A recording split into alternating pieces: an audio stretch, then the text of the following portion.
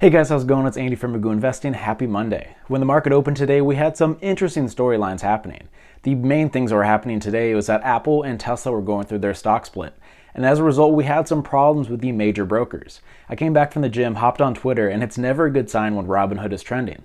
It's never something like, oh, they did an incredible job. It usually means that something was down. And so it seems like a lot of the major brokers, TD Ameritrade, Robinhood, Charles Schwab, all had problems as a result of the stock split. And I'm kind of surprised because, this is not the first time this has happened. But that was the interesting stuff that was happening today. I finally made it up to Portland after my 10-hour drive. I spent all of this weekend just setting up all of my things. I spent pretty much all of Saturday at IKEA and Costco getting everything I needed.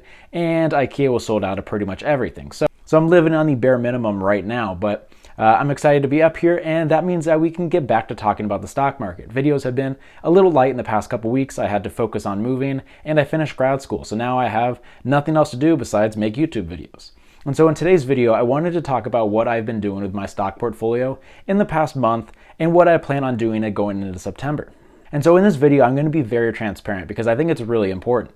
Because you have these people on YouTube that can show, oh, I made 100% on this stock, but for most people, that's not going to be how things go. And stocks go up and down, even though it doesn't seem like stocks go down at this point, but I promise you that they do. And so in this video, I'm going to be as transparent as possible, talk about my position sizes overall, and talk about how they've done in the past month.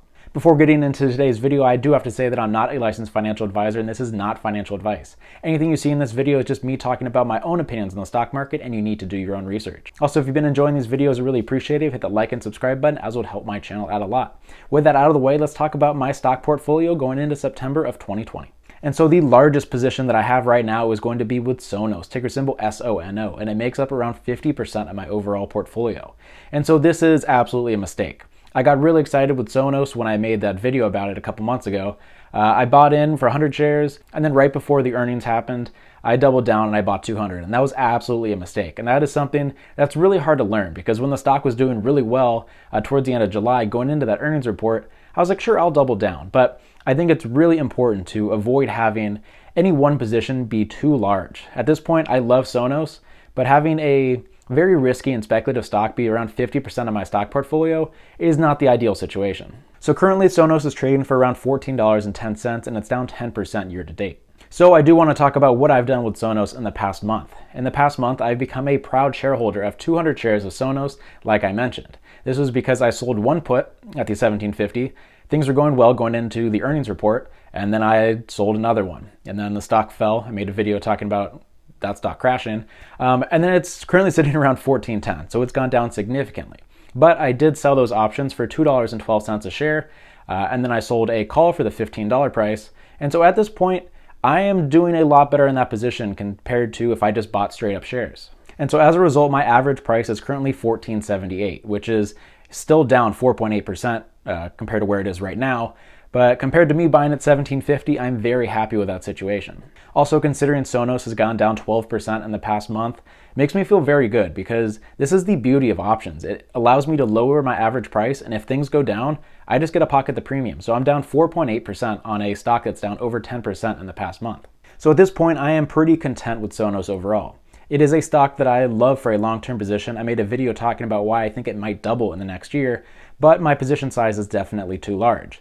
And so at this point, I'm not going to be selling at a loss because I think I can still sell options and make this a positive trade. And I'm excited to make a video sharing how I did that overall. But at this point, I'm going to be holding on to my 200 shares. It is definitely too large for my risk tolerance, but it's something that I'm going to have to deal with because I made that mistake of being greedy and selling a second put. So going forward, I'm going to look to try to lower my average price by selling a call on these two positions when my current call expires towards the end of this month. So this is a long-term position, and I'm very comfortable holding at the current price. Let me know what you think about Sonos, ticker symbol SONO, in the comment section down below. Next up, by position size, is going to be Southwest, ticker symbol LUV. And so I bought into Sonos in the past month on August 3rd at a price of $31.30. And now currently the price is sitting at $37.60, and I'm up around 20% on my position in just 1 month. This was a stock that I felt very good about as I saw it come down to that support. I made a video talking about why I bought Southwest, and I'll throw that up above right now if you missed that. The company is down on Monday as the CEO came out and said that the business is going to have to double in the next year to break even. And so there is definitely a lot of risk with this position, but that is why I went out of my way to buy what I think is the best airline stock overall. I've always talked about if you're going to be buying into a beaten down sector, to buy the leader in that sector. Whether it be tech, whether it be retail, or in this position, airline stocks, I did as much research as I could to find out what I thought was the best airline stock, and I think Southwest is in a great position. There is definitely a lot of risk, but I think Southwest is in a pretty decent spot. Right now, the company is burning through around $20 million a day in cash, but the company also has $15 billion on cash on hand to kind of offset those losses. So as people start to come back and fly more frequently, I think they're going to be able to do fine. The company is committed through October 31st to block off the middle seat, which is, not a seat that anyone wants to sit in, but it's to limit the spread of the virus, and I'm very happy to be invested in a company that's taken this very seriously. And so overall, I think this is a pretty risky position. I think in the next 1 to 2 years, things may get worse before they get better. But in my opinion, I think in the next 5 years, this stock will probably double in price as things go back to normal. These are great businesses that were not well prepared for a pandemic. And similar to what we saw with the bank stocks with the last recession, I think airline stocks are going to have more regulations put in place to protect themselves, and I think they're going to be a great long-term investment in the future. So before things get better, I do expect to see some short-term chop, and I'm totally comfortable holding my shares at this price.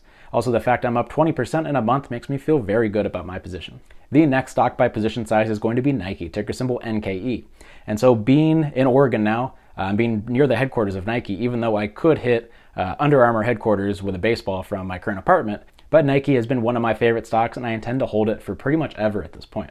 Currently my position is up 34% overall and I have not bought or sold any Nike stock in the past 30 days.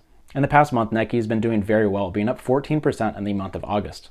The stock went ex-dividend this past Friday, and while it is a dividend yield of around 1%, which is not amazing, it is still something to take into account being a part of a long-term investment because I'm going to continually get these dividends quarterly for as long as I hold it. And while it's not going to make me a lot of money, free money is free money. In the past month, there hasn't been really any news from Nike that has kind of spooked me or made me change my opinion on the company at all. It is expected that the company is going to release earnings on the 22nd of this month, and when that happens, I will likely make a video kind of breaking down how I feel as an investor in the company about the earnings report. And so until that happens, I'm just going to be holding steady. This is a company I intend to hold for 5, 10, 20 years, and once I start working and having some extra money to put into the stock market, I will likely be adding to this position. But right now, I'm very comfortable with what I'm doing. It's up very well so far in the past couple months, and it's going to be a part of my position for a long time. So let me know what you think about Nike, ticker symbol NKE, in the comment section down below. And then the last stock that I own is Microsoft, ticker symbol MSFT. And currently my position is doing very well, being up 45%, and the stock price is sitting at $225 currently, recently hitting all-time highs just a week ago. At this point, I was kind of surprised that Microsoft is my smallest position. This is a company that, compared to the other stocks that I own right now, Microsoft was the first one that I bought. And I think it's just I started scaling into other positions, and Microsoft has just been taking off so far in 2020, being up around 45% year to date. And so it's done incredibly well, and seeing this stock that's not really at a discount anymore, I don't intend to be buying anytime soon. I'm going to be waiting for a pullback. Microsoft just could keep going up, and I'm totally okay with that. I have a large enough position where I'm going to do very well if it does go up, but if things do fall, Microsoft is going to be one of the first stocks on my list to add to. Do I wish it was a larger part of my position? Yeah, absolutely. But at this point, I'm very happy with what I own. It last released earnings towards the end of July, so we're not going to be seeing any earnings from them anytime soon. So I'm just going to be waiting to see what type of news pops up in the next couple months as everything starts to reopen, and we have this whole TikTok news that'll be very interesting to watch. And then finally, I have my Bitcoin position, which I have to be pretty careful about talking, because every time I mention it, somehow the Russian bots just find it immediately, and I'm just spammed with like 150 comments of, oh yeah, you should buy your Bitcoin from here with this person. They'll make you so much money. So I've got to be careful whenever I talk about it. But this is something that I've owned for over a year at this point, and during a majority of that time, I have been in the red. And now with the recent rise in price, I am now up around 20% overall, and it feels very good to finally be in the green on this position that I was very confident about at the beginning. I bought towards the top of last summer, then it fell, and then it came back up. I've been slowly adding. This is probably the only position that I've been dollar cost averaging, where I usually throw like 25 bucks, maybe 50 bucks into it a month, just to lower my average cost. And it has paid off, being up around 20%, even though it's only up around 3% in the past month. This is a position that I will hold for a long time. In my opinion, I think it'll likely hit $100,000 in the next maybe 5 to 10 years. And so there could be some chop. This is a very risky position, but it's something that I feel very strongly about. At this point, it's a very nice hedge for inflation, and I think I'm just going to hold on to it for a while and see what happens. Oh, I'm just sitting here and I wrote out this video and I was looking at my position sizes and I forgot to talk about Zynga. I've recently talked about Zynga. This is a stock that I sold a position against it, got too caught up with how Sonos was moving, got assigned shares, and now it has fallen from $10 down to $9. I made a video talking about Zynga, so I'll throw that up above right now. I don't have that much extra to say about it. At this point, I've lowered my average price below $9, so I'm currently in the green on that. And if it falls below 9 and my option does not get exercised and I get to keep the shares, I'm going to try to see how low I can get my average price going forward, just as a, we'll see what happens. It's not a very large position in my account, but it's something that I want to kind of get more comfortable trading options because I think it's fantastic to do. So overall, those are all my positions. I have some riskier positions with Sonos and Zynga and Southwest where I've got options involved. I have a beaten down industry with the airline stocks. And then I have the blue chip stocks that I plan to hold forever with Nike and Microsoft. And then I've got Bitcoin that's going to be a part of my portfolio for a long time. So let me know what you've added to your portfolio in the past month and let me know what you're targeting going forward. I think my plan for videos going forward is I'm going to make a video talking about some of my favorite stocks from each of the 11 sectors. I've mainly focused on tech because it's where I feel most comfortable, and I kind of want to branch out now that tech has been killing it for a long time, and I'm worried that there might potentially be a bubble forming in that sector. So plenty of other options out there with great stocks that have fantastic returns, but I've kind of stuck to a smaller subset of the stocks overall, and I'm looking to branch out. So thanks for watching this video. I appreciate all the support, and I will see you on Wednesday.